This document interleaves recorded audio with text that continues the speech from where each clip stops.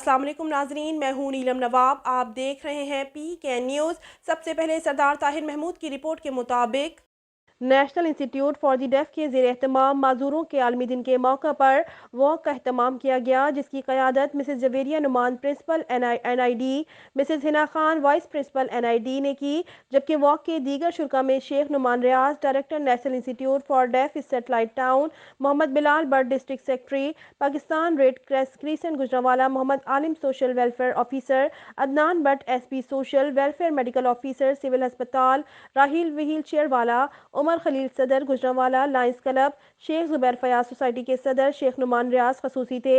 Mohammad Ibas regional manager Akhuwat, Mrs Shumaila Iftikhar social welfare officer Gujranwala शामिल थी।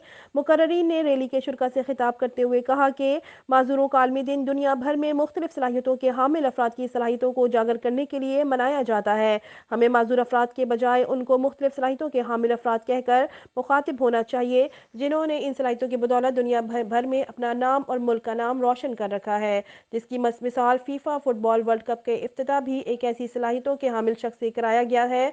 इसलिए आज हमारी तकरीबात के मेहमान खास भी यही तलबा और तालिबात हैं। हमें इन बच्चों को बेहतर तालीम और तरबियत और बहाली के लिए भरपूर कोशिश करनी चाहिए, ताकि वो माशरे का मुफीद और कार आमद शहरी बन सकें।